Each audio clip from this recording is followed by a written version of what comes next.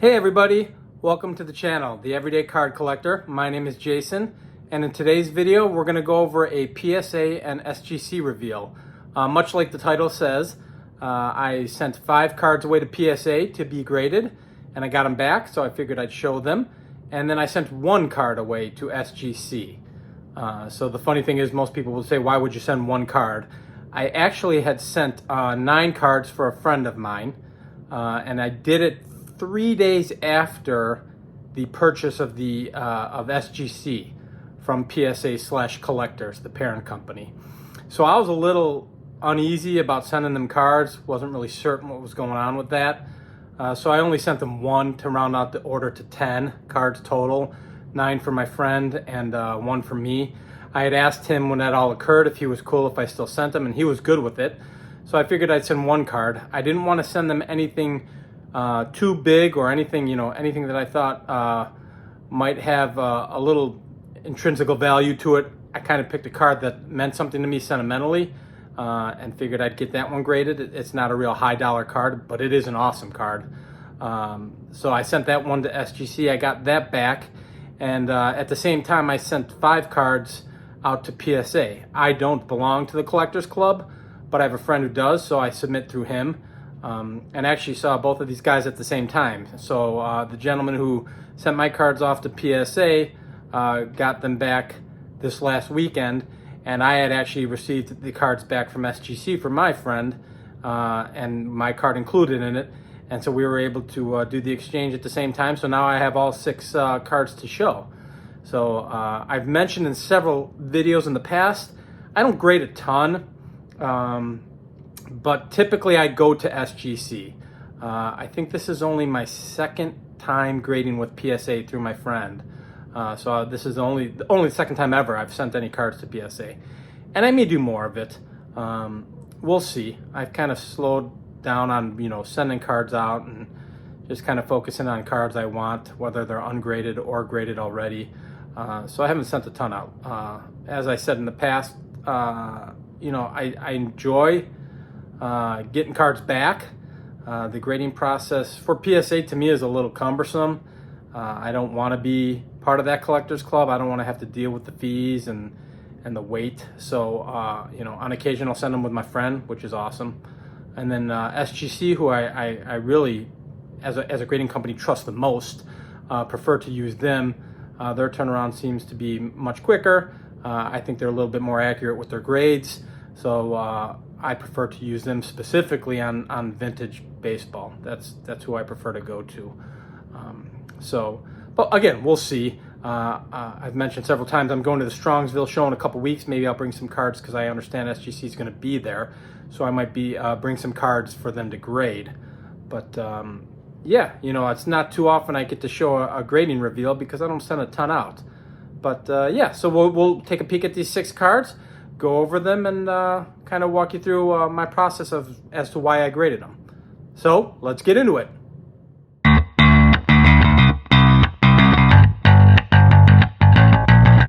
All right, so I thought I'd start off with the SGC card first, since there's only 1 of them. This is a card that I have shown on my channel before. I believe I showed it on an episode for my January pickups of this year. And there it is. 1952 Bowman, Billy Pierce, and it got a 5, which I was really happy with. I had this in my January pickups video, but in all actuality, I received it in late December. This was a gift from my youngest daughter. So she purchased this for me. I kind of picked out some cards that I was really looking at and that I really enjoyed, and this was one of them, and she purchased it for me for Christmas. And I love this card. I did give a debriefing on it in January when I showed the card and it was ungraded. Billy Pierce is not a Hall of Famer. He is was a great pitcher for the White Sox for many years, and I just think this card is amazing looking. He's in his windup. He's got it. The way he's holding the ball.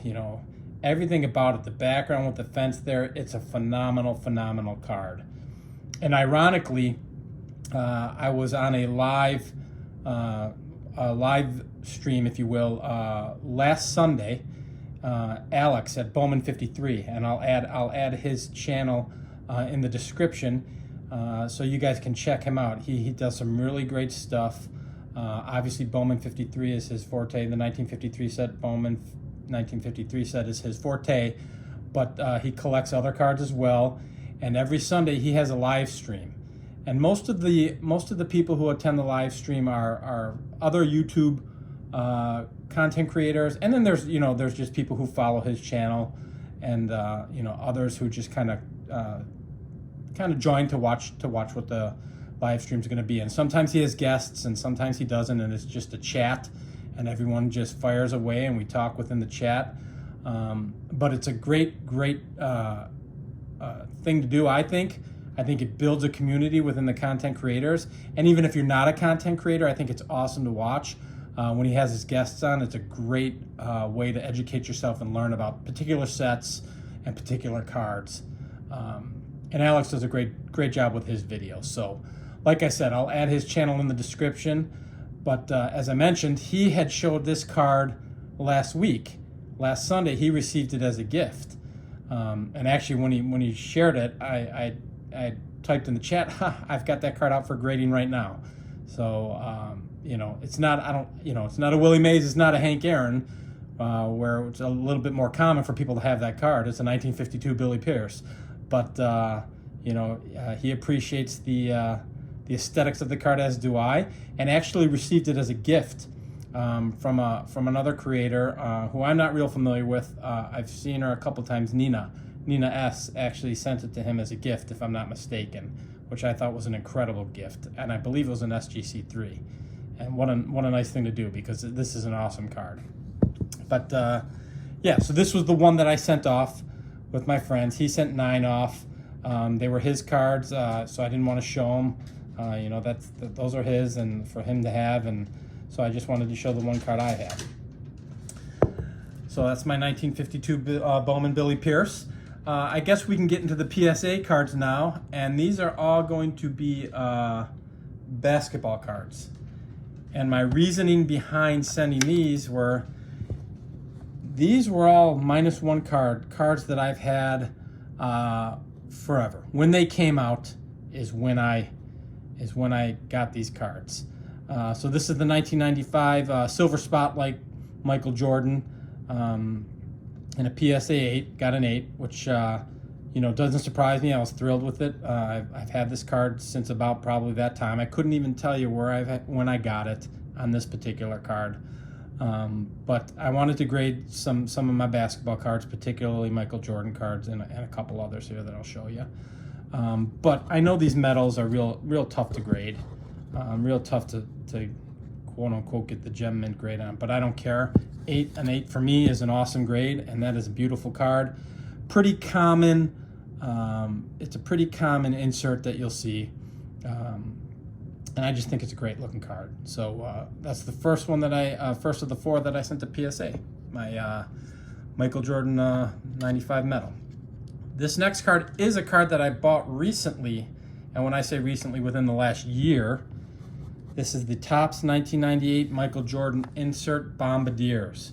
And I bought this because I found it in a value box at a local card shop. And I think I paid $5 for it, $4 or $5 if I remember properly. But it's a beautiful insert that I wasn't real familiar with.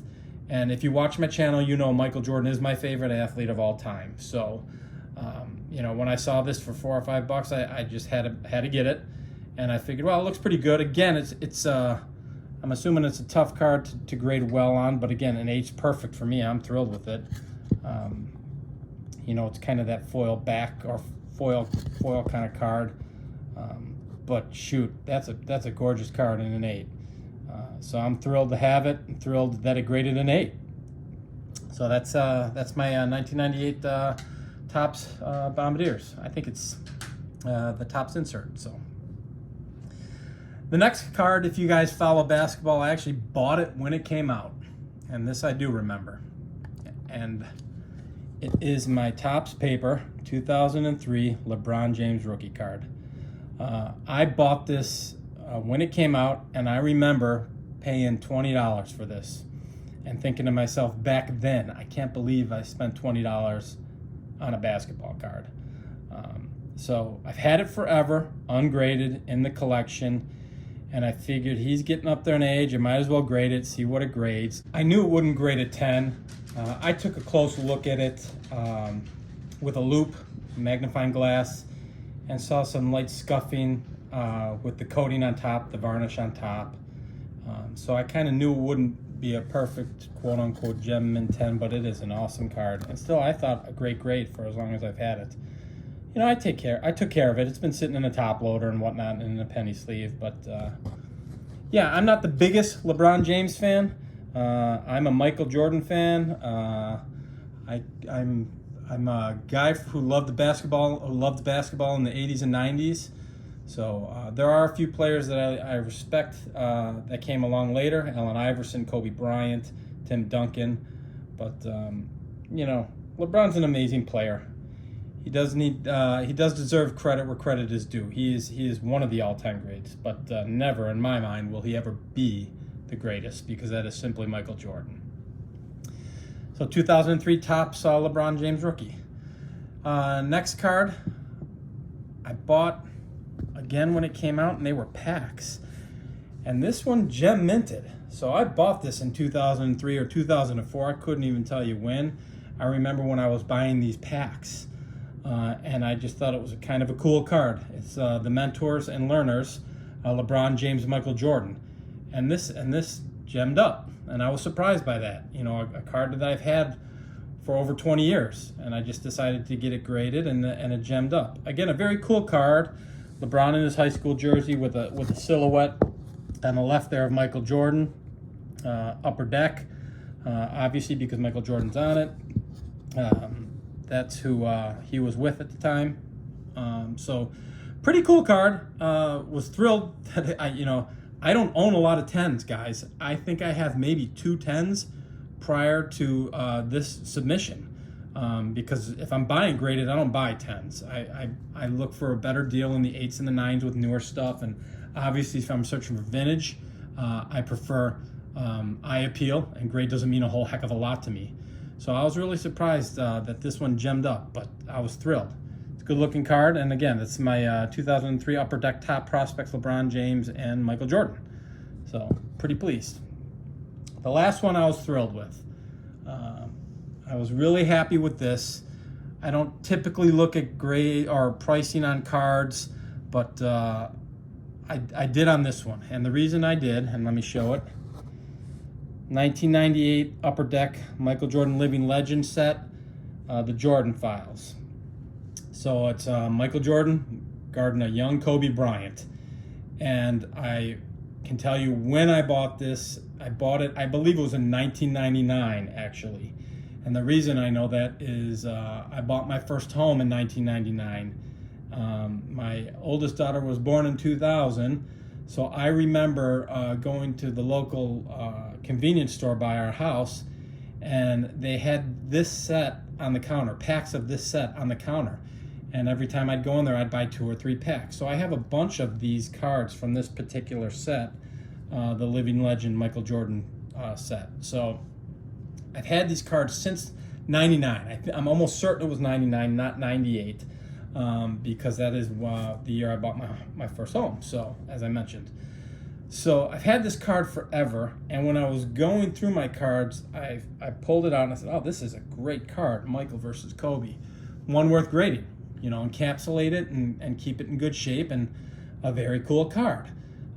Again, and Kobe Bryant is one of the basketball players that came along after the era that I loved so much, that I really respected. Mainly probably because he mimicked Michael Jordan to the T. His work ethic and everything about Kobe was based around how much he respected Michael Jordan. So it's probably why I like him so much. But this gem minted, and I was stunned, guys. And I actually got a call from my friend when the grades came in. I was upcharged on this. Now, upcharged means, for those of you who don't know with PSA, you pay a certain rate depending on what the card is and depending on what you believe the declared value of the card is. So if I'm sending in a card and it's getting graded for $15, and I think the value of the card is going to be $100. If it grades a 5, that is typically the declared value that you will put in. Well, because this card gem minted, it bumped me up into another level of what they would consider an upgrade charge. So typical PSA, I do not get the upgrading charge. I think it's a scam personally, but I will say this: when you get an upcharge, you're kind of excited to know what it is. I initially thought it was going to be the LeBron James rookie card, which would have been fantastic. But nevertheless, I'm even happier for my collection that it's this card. Now, I did look up comps on this card, and a Gem Mint 10, this goes between $900 and $1,000, which blew my mind because I don't look at a lot of comps, particularly for basketball. So the $1 million question comes up now for me: do I sell this and move into some vintage baseball, which is what I love the most, or do I keep it because Michael Jordan's my favorite athlete of all time, Kobe Bryant's one of my favorite basketball players, and it's a Gem Mint 10. So I'm kind of tossing that around in my head, guys. Right now I'm leaning towards keeping it because I simply don't sell cards or trade cards, and I love this card. But we'll see. Maybe that'll change in time. But give me your opinion. Let me know. Do you think this is a card worth keeping for the money that I mentioned, and maybe getting into some real cool vintage? Should I keep it? Should I sell it? You guys, give me your opinion in the comments. I'd love to hear it. So that's it, guys. That's it. Those were my 5 PSA cards and my 1 SGC card. I just wanted to show you this reveal. If you enjoy this kind of content, please feel free to like and subscribe. And until the next video, we'll talk to you then. Thanks for joining, everybody. Bye-bye.